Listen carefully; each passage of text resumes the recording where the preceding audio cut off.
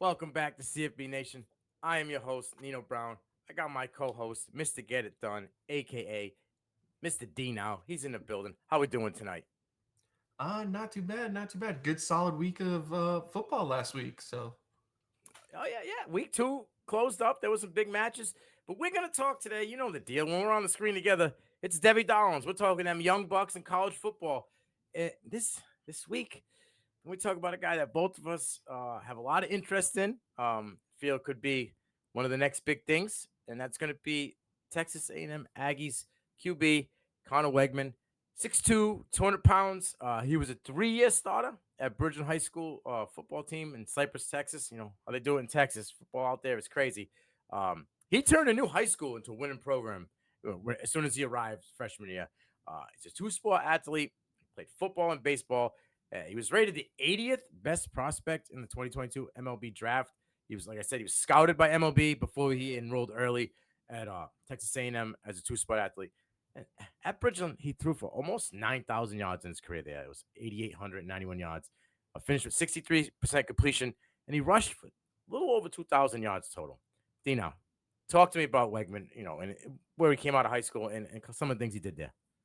yeah, so his senior year he went 191 for 306, 20 almost 2,600 yards. He had a 62.4% completion percentage. Sorry, for 29 touchdowns and 6 interceptions.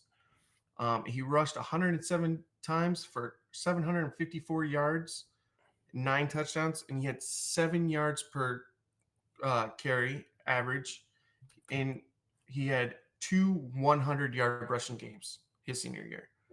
That's crazy. That just shows his athleticism Yeah, I mean, you got QBs rushing for 100 yards.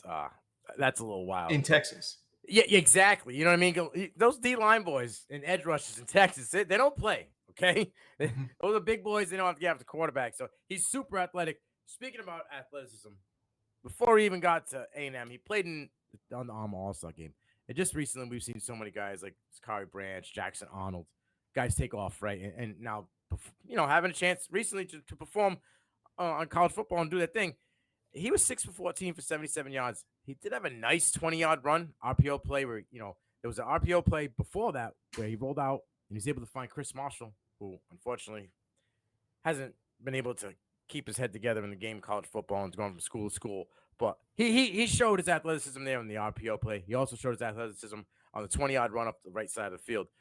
I know 6 for 14 people are like, oh, he dominated. He did. All the throws were on the money. There were just multiple drops. And it tends to be like that in these games. We've seen that this year alone. His athleticism was on full display, and he was the highest rated passer at the Under Armour All-Star game. So, I mean, the kid's got all the tools, which my man right now is going to break it down for you.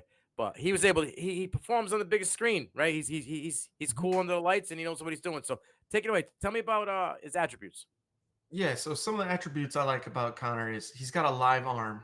He's got a quick release, which I really, really love. Um, his throws are so sharp. He gets them right where they need to be.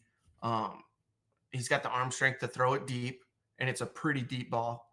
But he's also not afraid to throw a little touch on it, a little English, as they say, when necessary. So only his guy can get it, which I think is a extremely underrated attribute in any quarterback's game. Not just darts every time, but the little English helps. Yeah, you gotta be able to dial it back a little bit, get it right in there, right when you need to put it.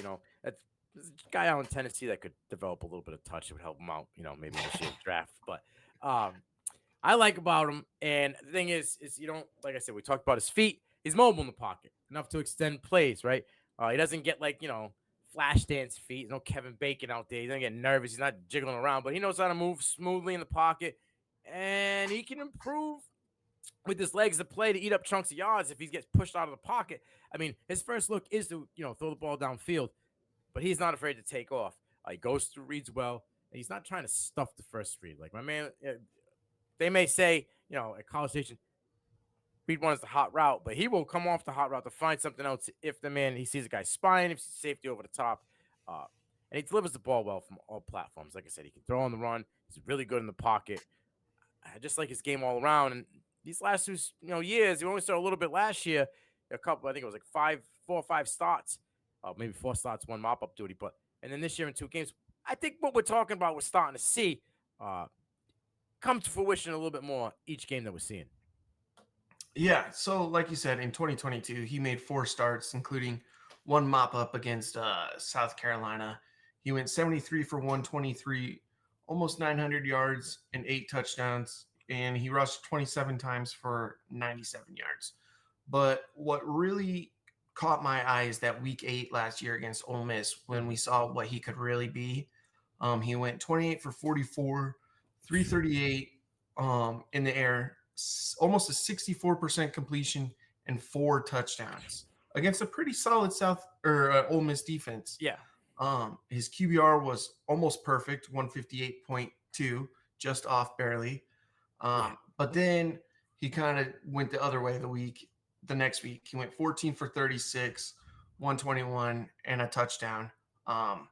So I understand why the hype last year was real on him, especially after week 8, but it was more of like a consistency sort of thing that I think he needed to work on, and what he's actually been showing this year. Yeah, I agree with you. That game against South Carolina was mop up duty when King got hurt, and they pulled him, and they was just like, all right, which I don't understand why he was even the starter last year. I think Weigman should have came out of the gate being the starter over there. But Jimbo's got his guys, and who are we to question Jimbo unless they start losing like they did last year? And a few people, but a couple of his teammates might have started to question him as well. But I think what we saw was Auburn had a great defense. They had some guys that are now in the NFL, right? And Hall being one of them guys that got after the ball. Even though Auburn was able to attack them and keep him to, pedestrian numbers, in those 4.5 games, he never made a turnover. There was no picks, right? He literally just threw his first and second interception of his career in 7 games against, one of them was because that wide receiver slipped though too. So yeah, a little asterisk next to that. Aeneas fell down and just gave him a ball, number 0 out there. But yeah, so 2 was 2. We got it is what it is. It's on the stat sheet. Those are his first 2 in 7 games. So even though he's attacked, he's getting a small pocket, getting a small window of time to throw the ball. The kid really doesn't make any mistakes. He's very cerebral, and the fact that he's mobile without making errors is an added bonus in my eyes. We'll talk a little bit about this year alone. Week 1 against New Mexico, he was 18 for 25, 236 yards, 72% completion, 5 touchdowns. Man had a 92 PFF grade. I mean, killing it. He had 6 different receivers in that game, but they ran the ball well through the 3 backs that they had, and the defense was stout. So, I mean, he didn't really have to go off. I took away a lot of things from this game that just passed against Miami. They caught an L. Fine. It happens, okay? He had 57 dropbacks, right? He's 31 to 53, under 60%. He was like 58.5. He did throw for 336 yards, 2 touchdowns, 2 picks. One of them has an asterisk, but whatever it may be, it's on the board. He's had 5 rush attempts, 20 yards, and a touchdown. So he had 3 tutties. So he's looking at 8 touchdowns total on the year. And overall, he still got a 74 PFF grade. My man hit 9 different wide receivers. 9. All right? Like, there's no, like I said, he doesn't just lock on and go. And in the play action, my man was 12 for 17 for 140 yards, 3 touchdowns, and he had the pick. That pick happened to be the one that you had mentioned that, got, wide receiver fell down Smith. Now, he's not a one-trick pony because out of the play action, he's 37 for 61, 430 yards, 4 touchdowns, and interception. Like, he's just good all over the field. He's cerebral. His lowest percentage at any level of the field is 50%. That's the deep ball.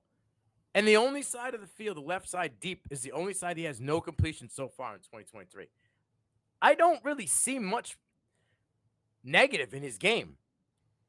He doesn't buckle under pressure. He's not a one-read guy.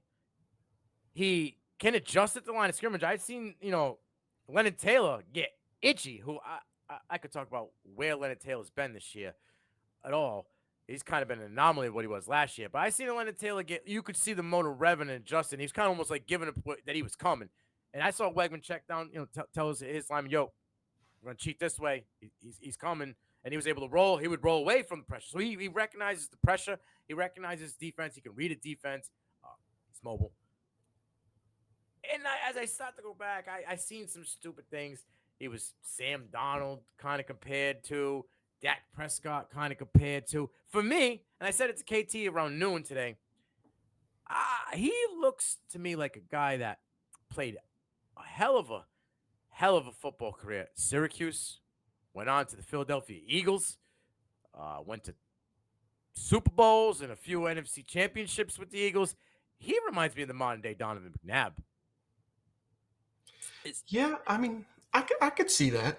His mobility, he might not be as big, but he's only, he's only a sophomore. Give him 2 years. Put on a little bit more. He will put on weight as time goes on because he's gonna sit in the pocket and be mobile. He's gonna get whacked. He has to have some size to him, some muscle. He puts on another 10 pounds, 15 pounds.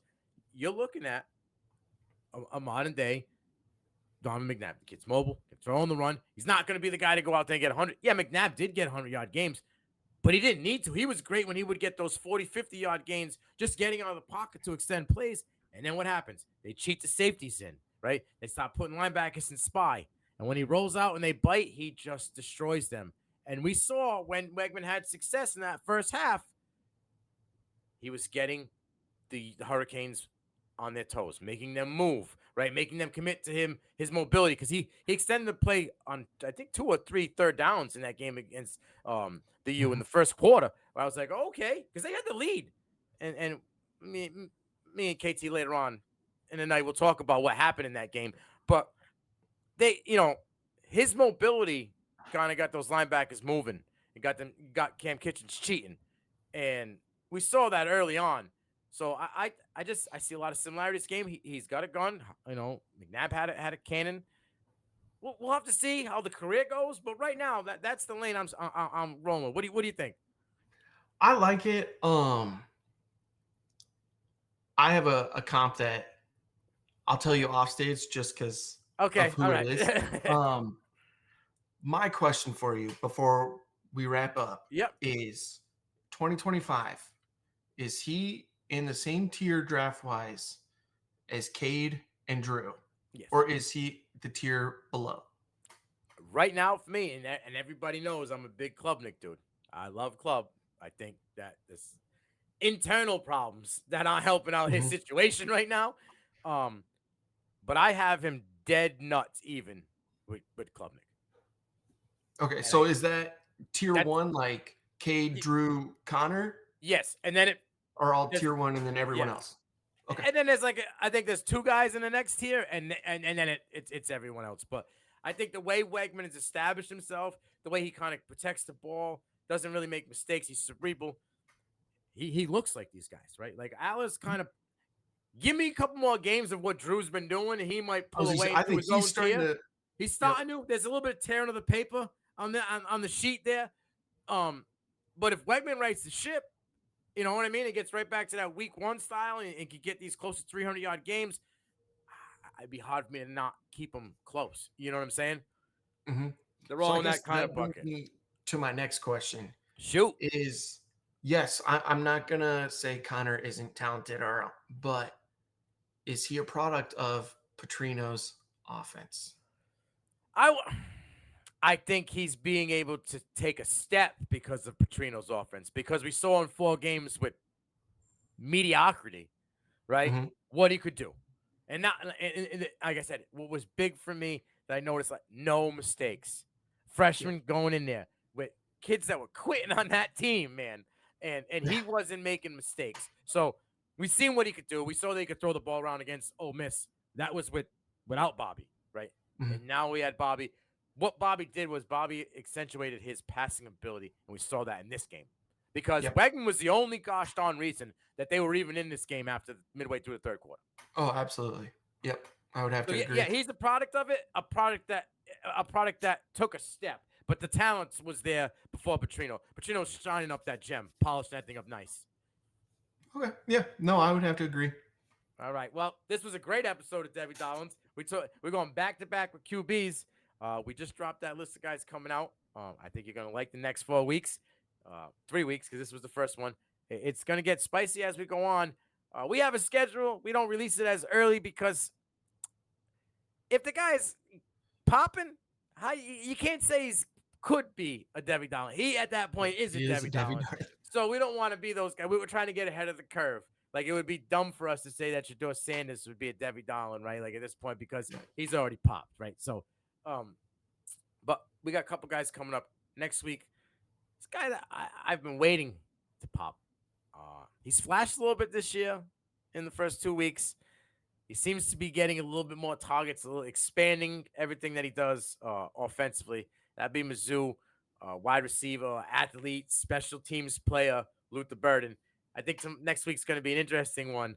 I don't know if me and Dino will be on the same page for that one, but we were on the same page for this one. I'm Nino Brown. He's Mr. Get It Done. Dino, this is Devy Darlings on CFB Nation. We out.